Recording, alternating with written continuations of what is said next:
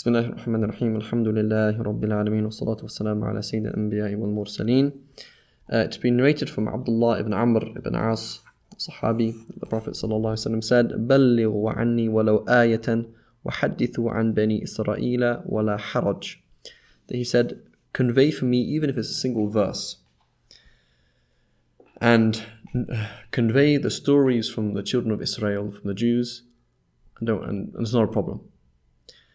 Now, what we learn from this, that the Prophet ﷺ emphasized conveying the Quran more than he emphasized conveying the Sunnah. It's a communal obligation to convey the Sunnah of the Prophet ﷺ to the next generation. It's a communal obligation without question.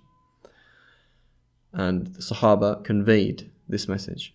However, we find as a pedagogy, as a da'wah, as a system of conveying the religion, that the Quran was often taught to children first. The Quran was often conveyed to people first before they were taught the various lessons of the Sunnah. And one of the reasons for that is because the Sunnah is also an embodiment. So the Sahaba, they would come to a place and they would embody the Sunnah and they would teach the Quran.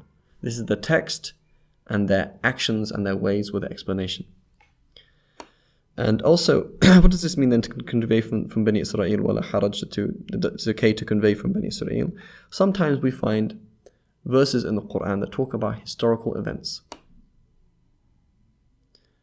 They talk about a battle, David and Goliath, for example. Where did that happen? When did that happen? How did it happen?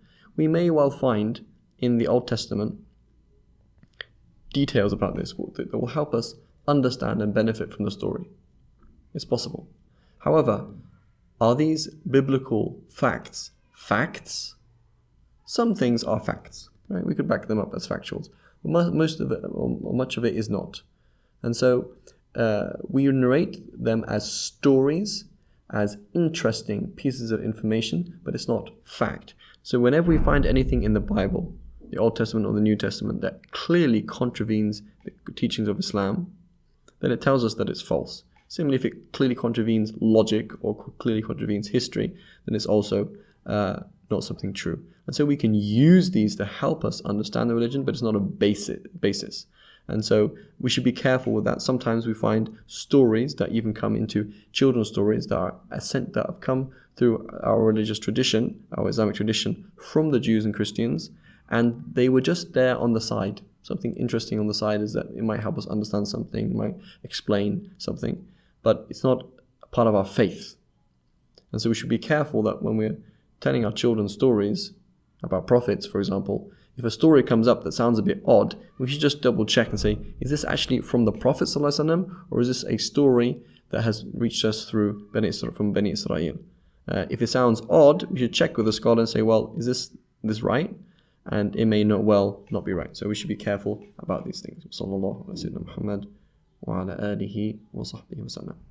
You can learn more about this topic and any other religious disciplines or topics at Kiflayn.com.